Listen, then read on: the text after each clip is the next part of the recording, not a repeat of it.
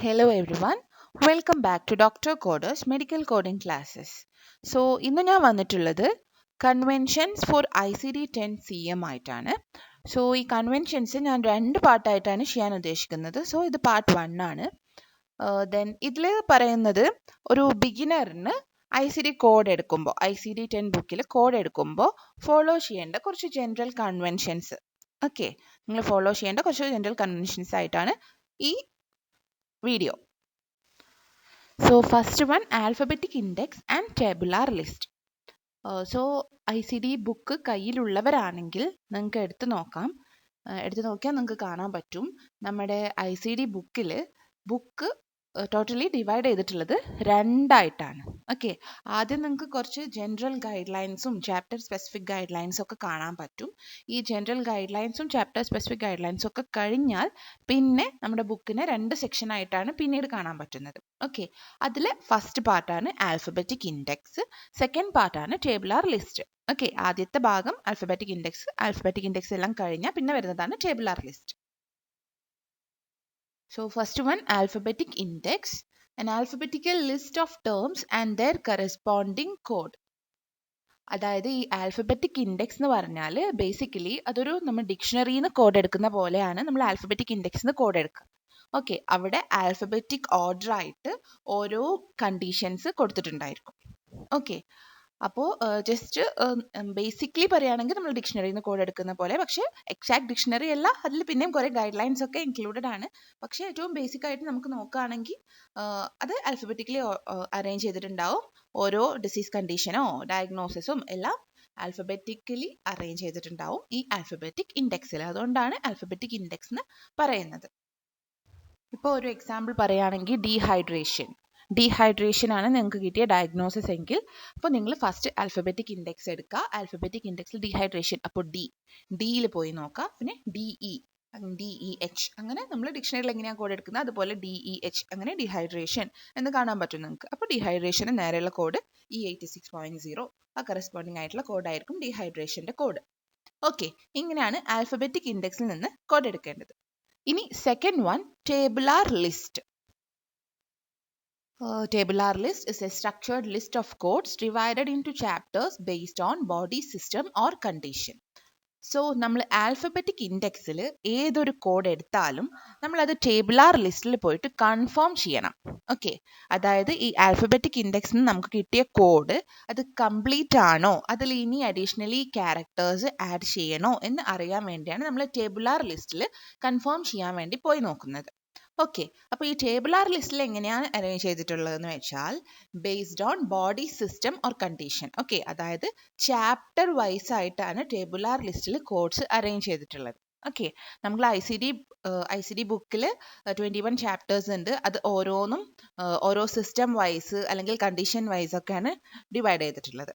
Okay, ഇപ്പോൾ നിങ്ങൾക്ക് digestive സിസ്റ്റത്തിന് ഒരു ചാപ്റ്റർ, റെസ്പിറേറ്ററി സിസ്റ്റത്തിന് ഒരു ചാപ്റ്റർ, നെർവസ് സിസ്റ്റത്തിന് ഒരു ചാപ്റ്റർ, അങ്ങനെ ഓരോ ചാപ്റ്റേഴ്സ് ആയിട്ടാണ് ഈ ICD-10 ബുക്ക് അറേഞ്ച് ചെയ്തിട്ടുള്ളത്, ചാപ്റ്റേഴ്സ് കൊടുത്തിട്ടുള്ളത്. ഓക്കെ, അപ്പോൾ ടേബുലാർ ലിസ്റ്റിൽ ഇതുപോലെ ഓരോ ചാപ്റ്റേഴ്സ് ഓരോ സിസ്റ്റം വൈസ് ഓരോ കണ്ടീഷൻ വൈസ് ആയിട്ട് ഓരോ ചാപ്റ്റേഴ്സ് ആയിട്ടാണ് അറേഞ്ച് ചെയ്തിട്ടുള്ളത്.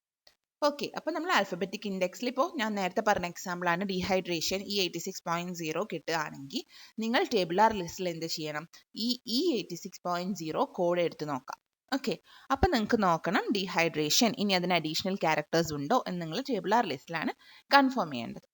ഓക്കെ, ഇനി next one, alphabetic index consist of. അതായത് ഈ ആൽഫബറ്റിക് ഇൻഡെക്സ് ഞാൻ പറഞ്ഞ ഫസ്റ്റ് ഇൻഡെക്സ് ആൽഫബറ്റിക് ഇൻഡെക്സിൽ again 4 ആയിട്ട് ഡിവൈഡ് ചെയ്തിട്ടുണ്ട്. Okay, first one index of disease and injuries, second one table of neoplasm, third one table of drugs and chemicals, fourth one index of external causes of injuries. Okay, അപ്പോൾ first one പറയുകയാണെങ്കിൽ index of disease and injuries. അപ്പോൾ ഞാൻ നിങ്ങൾക്ക് ഇപ്പോൾ just പറഞ്ഞു പോവാം. ഇനി നമ്മളെ ബുക്കിൽ നിന്ന് കോഡ് എങ്ങനെയാണ് എടുക്കേണ്ടതെന്ന് ഞാനൊരു സെപ്പറേറ്റ് ഒരു വീഡിയോ ചെയ്യാം. ഓക്കെ, ബിഗിനേഴ്സിനൊക്കെ യൂസ്ഫുൾ ആയിട്ടുള്ള ഒരു വീഡിയോ ഞാൻ വേറെ ചെയ്യാം. ഇപ്പോൾ ഞാൻ ഇതിൽ എന്തൊക്കെയാണ് കണ്ടൻസ് ഞാൻ ഇങ്ങനെ പറയാം. ഓക്കെ, അപ്പോൾ ഫസ്റ്റ് ആണ് index to diseases and injuries. അതായത് എല്ലാ ഡിസീസ് കണ്ടീഷൻ്റെയും എല്ലാ ഡയഗ്നോസിസിൻ്റെയും കോഡ് എടുക്കേണ്ടത് നമ്മൾ ഈ അൽഫബറ്റിക് ഇൻഡെക്സിലെ first index to diseases and ഇഞ്ചുറീസിൽ നിന്നാണ്. ഓക്കെ, ഇപ്പോൾ പേഷ്യൻ്റ് ഏതെങ്കിലും ഒരു ഡയഗ്നോസിസ് ആയിട്ട് വരികയാണെങ്കിൽ നമ്മൾ ഫസ്റ്റ് ഏതിലാണ് നോക്കേണ്ടത്? ഇൻഡെക്സ് ടു ഡിസീസ് ആൻഡ് ഇഞ്ചുറീസിലാണ് നമ്മൾ അതിൻ്റെ കോഡ് എടുക്കേണ്ടത്. ഇനി second one, table of neoplasm. Neoplasm എന്ന് പറഞ്ഞാൽ ക്യാൻസർ റിലേറ്റഡ് കണ്ടീഷൻ. സോ നിങ്ങളുടെ ക്വസ്റ്റ്യനിൽ നിങ്ങളുടെ ഡയഗ്നോസിസ് ക്യാൻസർ റിലേറ്റഡ് കണ്ടീഷൻ ആണെങ്കിൽ അപ്പോൾ നമ്മൾ ഈ സെക്കൻഡ് ആൽഫബറ്റിക് ഇൻഡെക്സിലെ സെക്കൻഡ് വൺ, ടേബിൾ ഓഫ് നിയോപ്ലാസത്തിൽ നിന്നാണ് കോഡ് സെർച്ച് ചെയ്യേണ്ടത്. ഓക്കെ, ഒരു എക്സാമ്പിൾ പറയുകയാണെങ്കിൽ ഇപ്പോൾ നിങ്ങളുടെ ക്വസ്റ്റ്യനിൽ നിങ്ങൾ ഡയഗ്നോസിസ് കിട്ടിയത് malignant primary neoplasm of pancreas എന്നാണെന്നുണ്ടെങ്കിൽ അപ്പോൾ നിങ്ങൾക്കറിയാം അതൊരു ക്യാൻസറസ് കണ്ടീഷനാണ്. അപ്പോൾ നമ്മൾ എന്ത് ചെയ്യുക? ഈ ടേബിൾ ഓഫ് നിയോപ്ലാസം എടുക്കുക. ടേബിൾ ഓഫ് നിയോപ്ലാസത്തിൽ ഏത് ഓർഗൻ ആണ്? ഇപ്പോൾ ഇവിടെ പാൻക്രിയ പറഞ്ഞിട്ടുണ്ട്. അപ്പോൾ നമ്മൾ പാൻക്രിയാസിൽ പോയിട്ട് സെർച്ച് ചെയ്യുക. പാൻക്രിയാസിൽ നമ്മൾ എന്താ സെർച്ച് ചെയ്യേണ്ടത്? Malignant primary. Okay, malignant primary search ചെയ്യാം. ഓക്കെ, അങ്ങനെയാണ് മാലിഗ്നന്റ് പ്രൈമറി നിയോപ്ലാസം ഓഫ് പാൻക്രിയന്റെ കോഡ് എടുക്കേണ്ടത്. ഓക്കെ, കോഡ് എടുക്കുന്നത് ഞാൻ ബുക്ക് നാവിഗേറ്റ് ചെയ്യുന്നത് വേറെ വീഡിയോ ആയിട്ട് ചെയ്യാം. അപ്പോൾ നിങ്ങൾക്ക് ഒന്നുകൂടെ മനസ്സിലായിരിക്കും. Then third one, table of drugs and chemicals. Okay, ഈ table of drugs and chemicals ഉദ്ദേശിക്കുന്നത് ഡോക്ടർ പ്രിസ്ക്രൈബ് ചെയ്ത മരുന്നിന്റെ കോഡ് അല്ല.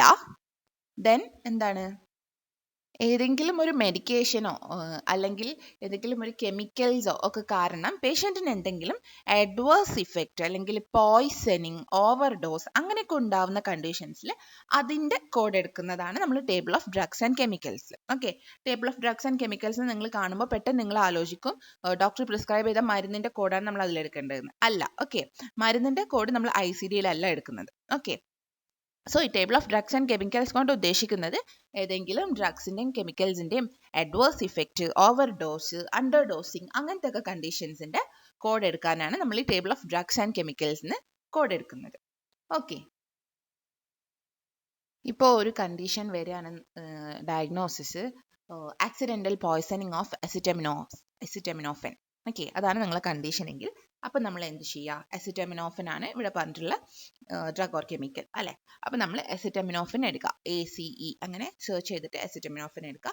അസിറ്റമിനോഫനിൽ അപ്പം നിങ്ങൾക്ക് കുറേ കണ്ടീഷൻ കിട്ടും. അതായത് പോയ്സണിങ് ആണോ, അഡ്വേഴ്സ് ഇഫക്റ്റ് ആണോ, അണ്ടർ ഡോസിങ് ആണോ എന്നൊക്കെ പറഞ്ഞിട്ട് കുറേ കണ്ടീഷൻ കാണാൻ പറ്റും. അപ്പം ഞാനിവിടെ പറഞ്ഞത് എന്താ? പോയ്സണിങ്, ആക്സിഡൻ്റൽ പോയ്സണിങ് ആണ്. അപ്പം നിങ്ങൾ പോയ്സണിങ് എടുക്കുക. പോയ്സണിങ്ങിൽ ആക്സിഡൻ്റൽ എടുക്കുക.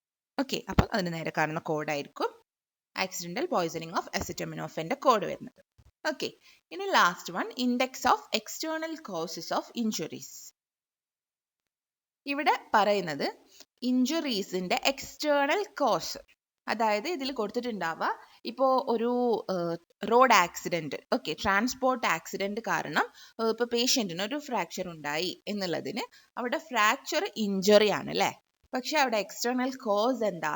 എക്സ്റ്റേണൽ കോസിൽ ഇൻക്ലൂഡഡ് ആയിട്ടുള്ളത് എങ്ങനെയാണ് ഇഞ്ചുറി ഉണ്ടായത്, അതായത് accident, transport accident.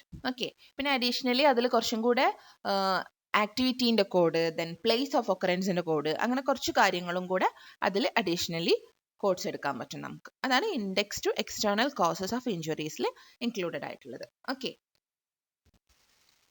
Then next one, format and structure of ICD code. ഞാൻ അവിടെ ഒരു എക്സാമ്പിൾ കൊടുത്തിട്ടുണ്ട്, T38.3X6A. ഓക്കെ, അപ്പോൾ നിങ്ങൾ ആ കോഡ് ഒന്ന് എടുത്തോ, നിങ്ങളുടെ കയ്യിൽ ബുക്ക് ഉണ്ടെങ്കിൽ, അല്ലെങ്കിൽ അതൊരു നിങ്ങൾ റെഫറൻസ് ആയിട്ടൊന്ന് നോട്ട് ചെയ്തോ. ഓക്കെ, അപ്പോൾ നമുക്ക് ഈ കോഡ് എടുത്താൽ കാണാൻ പറ്റും ഇതൊരു 7 ക്യാരക്ടേഴ്സ് കോഡാണ് അല്ലേ? 7 ക്യാരക്ടേഴ്സ് ഉണ്ട്. അപ്പോൾ നമ്മൾ ഏതൊരു ICD കോഡിനും മിനിമം ക്യാരക്ടേഴ്സ് വേണ്ടത് 3 ക്യാരക്ടർ ആണ്, മാക്സിമം ക്യാരക്ടർ 7 ക്യാരക്ടേഴ്സ് ആയിരിക്കും. ഓക്കെ, മിനിമം 3 ക്യാരക്ടർ ആയിരിക്കും, മാക്സിമം 7 ക്യാരക്ടേഴ്സ് ആയിരിക്കും ഒരു ICD കോഡിന് ഉണ്ടാവുക. ഓക്കെ, ഈ 3 ക്യാരക്ടേഴ്സിലും കുറവായിട്ടുള്ള ക്യാരക്ടർ ആണെങ്കിൽ അത് ഇൻവാലിഡ് ആണ്. അതുപോലെ തന്നെ 7നെക്കാളും എക്സീഡ് ആയിട്ടുള്ള ഒരു കോഡും ഉണ്ടാവില്ല. ഓക്കെ, ഇനി ഈ ഫസ്റ്റ് ക്യാരക്ടർ, ICD കോഡിന്റെ ഫസ്റ്റ് ക്യാരക്ടർ ഓൾവേസ് ഒരു ആൽഫബറ്റ് ആയിരിക്കും. അപ്പൊ ഞാൻ പറഞ്ഞിട്ടുള്ള എക്സാമ്പിൾ T ഒരു ആൽഫബറ്റ് ആണല്ലോ. ഓക്കെ, അതുപോലെ 7th ക്യാരക്ടർ ആൽഫബറ്റോ നമ്പറോ ആവാം, ഡിപ്പെൻഡ് ചെയ്യും. ഓക്കെ, 7th ക്യാരക്ടർ ചില കേസിൽ ആൽഫബറ്റ് ആയിരിക്കും, ചില കേസിൽ നമ്പേഴ്സ് ആയിരിക്കും. അപ്പോൾ ഫസ്റ്റ് ക്യാരക്ടർ ഓൾവേസ് ആൽഫബറ്റ് ആയിരിക്കും. ഓക്കെ, ഇനി നിങ്ങൾ വേറൊരു കാര്യം നോട്ട് ചെയ്യേണ്ടത്, ഫസ്റ്റ് 3 ക്യാരക്ടേഴ്സ് കഴിഞ്ഞാൽ പിന്നെ ഒരു ഡോട്ട്, ഒരു പോയിന്റ് ഇട്ടതിന് ശേഷമാണ് 4th ക്യാരക്ടർ കൊടുക്കേണ്ടത്. ഓക്കെ, അതായത് ഇപ്പം നമ്മൾ ഞാൻ പറഞ്ഞിട്ടുള്ള എക്സാമ്പിളിലാണെങ്കിൽ T38 ശേഷം പോയിന്റ് ഇട്ടിട്ടാണ് 3X6A വരുന്നത് അല്ലേ. അപ്പോൾ ഫസ്റ്റ് 3 ക്യാരക്ടേഴ്സിന് ശേഷം ഒരു പോയിന്റ്, then ആണ് 4th ക്യാരക്ടർ വരുന്നത്. ഓക്കെ, ഇനി ഫസ്റ്റ് 3 ക്യാരക്ടർ മാത്രമുള്ള കോഡാണെങ്കിൽ മിനിമം ക്യാരക്ടേഴ്സ് 3 ആണ്. അപ്പോൾ ജസ്റ്റ് T38 മാത്രമേ നമ്മുടെ ക്വസ്റ്റ്യനിൽ ഉള്ളൂ എന്നുണ്ടെങ്കിൽ അപ്പോൾ നമുക്ക് പോയിന്റിന്റെ ആവശ്യമില്ല, T38 മതി. ഓക്കെ, ഞാൻ എക്സാമ്പിൾ പറയുകയാണ്. ഓക്കെ, 3 ക്യാരക്ടർ മാത്രമുള്ള കോഡാണെങ്കിൽ അതിന് പോയിന്റ് വേണ്ട, അല്ലെങ്കിൽ പോയിന്റ് ഇട്ടിട്ട് വേണം 4th ക്യാരക്ടർ കൊടുക്കാൻ. ഓക്കെ, ഇനി ഫസ്റ്റ് 3 ക്യാരക്ടേഴ്സിന് പറയുന്ന പേരാണ് കാറ്റഗറി. ഓക്കെ, കാറ്റഗറി എന്നാണ് ഈ ഫസ്റ്റ് 3 ക്യാരക്ടറിനെ പറയുന്നത്. ഓക്കെ, ഇനി 4th ക്യാരക്ടർ എറ്റിയോളജി റെപ്രസെന്റ് ചെയ്യാൻ വേണ്ടിയാണ് കൊടുക്കുന്നത്. എറ്റിയോളജി എന്ന് പറഞ്ഞാൽ കോസ്, കാരണമായിരിക്കും 4th ക്യാരക്ടറിൽ എപ്പോഴും കൊടുത്തിട്ടുണ്ടാവുക. ഓക്കെ, അതുപോലെ 5th ക്യാരക്ടറിൽ കൊടുത്തിട്ടുണ്ടാവുക അനാറ്റമിക്കൽ റീജിയൻ, അതായത് ഏത് ലൊക്കേഷനിലാണ് എന്നുള്ളത്. ഓക്കെ, ലൊക്കേഷൻ ആണ് 5th ക്യാരക്ടർ അധികം കൊടുത്തിട്ടുണ്ടാവുക. ഹെഡ് ആണോ ഷോൾഡർ ആണോ അങ്ങനെ എന്താണോ അനാറ്റമിക്കൽ ലൊക്കേഷൻ അതായിരിക്കും. അതുപോലെ 6th ക്യാരക്ടർ ലാറ്ററാലിറ്റി റെപ്രസെന്റ് ചെയ്യാൻ വേണ്ടിയായിരിക്കും. അതായത് ലെഫ്റ്റ് ആണോ റൈറ്റ് ആണോ ബൈലാറ്ററൽ ആണോ എന്നായിരിക്കും ഈ 6th ക്യാരക്ടർ ഇൻഡിക്കേറ്റ് ചെയ്യുക. ഓക്കെ, 7th ക്യാരക്ടർ എക്സ്റ്റൻഷൻ ആണ്. അത് ഡീറ്റെയിൽ ആയിട്ട് ഞാൻ നെക്സ്റ്റ് സ്ലൈഡിൽ പറയാം. Then place holder character. Place holder character X ആണ് റെപ്രസെന്റ് ചെയ്യുന്നത്, പ്ലേസ് ഹോൾഡർ ക്യാരക്ടർ. അതിന് താഴെ ഞാനൊരു എക്സാമ്പിൾ കൊടുത്തിട്ടുണ്ട്, H40.10X1. ഓക്കെ, അവിടെ നിങ്ങൾക്ക് ഒരു എക്സ് കാണാം, 6th ക്യാരക്ടർ. അതെന്താണെന്നാണ് ഇനി പറയുന്നത്. ഈ എക്സിനെയാണ് നമ്മൾ പ്ലേസ് ഹോൾഡർ ക്യാരക്ടർ എന്ന് പറയുന്നത്. It is for future expansion of codes. ഫ്യൂച്ചറിൽ എക്സ്പാൻഡ് ചെയ്യാൻ വേണ്ടിയാണ് നമ്മൾ എക്സ് ഇട്ട് കൊടുക്കുന്നത്. ഓക്കെ, അപ്പോൾ ഇപ്പോൾ ഈ എക്സാമ്പിൾ, ഇവിടെ പറയുന്ന എക്സാമ്പിൾ എടുത്ത് നോക്കാം. Unspecified open angle glaucoma mild stage. Unspecified open angle glaucoma mild stage ആണ് നമ്മുടെ ഡയഗ്നോസിസ് എങ്കിൽ നമ്മൾ ആദ്യം എന്തിന്റെ കോഡ് എടുക്കണം? ഗ്ലോക്കോമയുടെ കോഡ് എടുക്കണം അല്ലേ. അപ്പോൾ നമ്മൾ ആൽഫബറ്റിക് ഇൻഡെക്സിന് ഗ്ലോക്കോമയുടെ ഒക്കെ കോഡ് എടുത്തു. അങ്ങനെ ഗ്ലോക്കോമയിൽ അൺസ്പെസിഫൈഡ് ഓപ്പൺ ആംഗിളിന്റെ കോഡ് എടുക്കുമ്പോൾ നിങ്ങൾക്ക് കിട്ടും H40.10 എന്ന് കിട്ടും. ഓക്കെ, പക്ഷേ ഈ H40.10 നിങ്ങൾ ടേബുലാർ ലിസ്റ്റിൽ നോക്കുമ്പോൾ നിങ്ങൾക്ക് കാണാൻ പറ്റും അതൊരു ഇൻകംപ്ലീറ്റ് കോഡാണ് എന്ന് കാണാൻ പറ്റും. അതിന് 7th ക്യാരക്ടർ കൊടുക്കണം എന്ന് കാണാൻ പറ്റും. ഓക്കെ, പക്ഷെ നമ്മുടെ ക്വസ്റ്റ്യനിലാണെങ്കിൽ H40.10 എന്ന് പറയുമ്പോൾ അതിന് 5 ക്യാരക്ടറേ ഉള്ളൂ അല്ലേ. ഇനി 7th ക്യാരക്ടർ ആണ് പിന്നെ ആഡ് ചെയ്യേണ്ടത്. 6th ക്യാരക്ടറിൽ ഒന്നുമില്ല, അവിടെ എം ടി ആണ്. അപ്പോൾ ഈ എം ടി സ്പേസിനാണ് നമ്മൾ എക്സ് കൊടുക്കുന്നത്. Okay, unspecified open angle glaucoma എന്നുള്ളതിന്റെ കോഡ് H40.10 ആണ്. മൈൽഡ് സ്റ്റേജിന്റെ കോഡ് 7th ക്യാരക്ടർ ആയിട്ട് 1 കൊടുക്കാം. അപ്പൊ അങ്ങനെയാണെങ്കിലും H40.10 പിന്നെ 7th ക്യാരക്ടർ ആണ് 1. അപ്പൊ നമ്മളെ 6th ക്യാരക്ടറിന്റെ സ്പേസ് ബ്ലാങ്ക് ആണ്. ആ ബ്ലാങ്ക് സ്പേസിലാണ് നമ്മൾ എക്സ് കൊടുക്കേണ്ടത്. ഓക്കെ, ആ എക്സിനെയാണ് നമ്മൾ പ്ലേസ് ഹോൾഡർ ക്യാരക്ടർ എന്ന് പറയുന്നത്. It is for future expansion of codes. ഫ്യൂച്ചറിൽ കോഡ്സിനെ എക്സ്പാൻഡ് ചെയ്യാൻ വേണ്ടിയാണ് നമ്മൾ പ്ലേസ് ഹോൾഡർ ക്യാരക്ടർ കൊടുക്കുന്നത്, റിസർവ് ആക്കി വെക്കാൻ.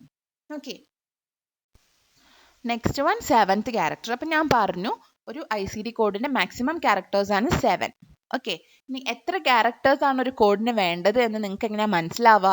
നിങ്ങൾ ആദ്യം ആൽഫബറ്റിക് ഇൻഡെക്സിൽ കോഡ് എടുക്കും, പിന്നെ നിങ്ങൾ അത് കൺഫേം ചെയ്യാൻ വേണ്ടി ടേബുലാർ ലിസ്റ്റിൽ ആ കോഡ് എടുക്കുമ്പോൾ ടേബുലാർ ലിസ്റ്റിൽ ആ കോഡിന്റെ സൈഡിൽ ഒരു സർക്കിളിൽ കൊടുത്തിട്ടുണ്ടായിരിക്കും അതിന് എത്ര ക്യാരക്ടേഴ്സ് ആണ് ഉണ്ടാവുക എന്ന്. ഓക്കെ, അപ്പോൾ ആ സൈഡിൽ കൊടുത്തിട്ട് 7 ക്യാരക്ടേഴ്സ് ആണ് കൊടുത്തിട്ടുള്ളതെങ്കിൽ അപ്പോൾ ആ കോഡിന് 7th ക്യാരക്ടർ എന്തായാലും ആപ്ലിക്കബിൾ ആയിട്ടുള്ള കോഡായിരിക്കും. Okay, then applicable 7th character is required for all codes within category or as the notes and tabular list instructs.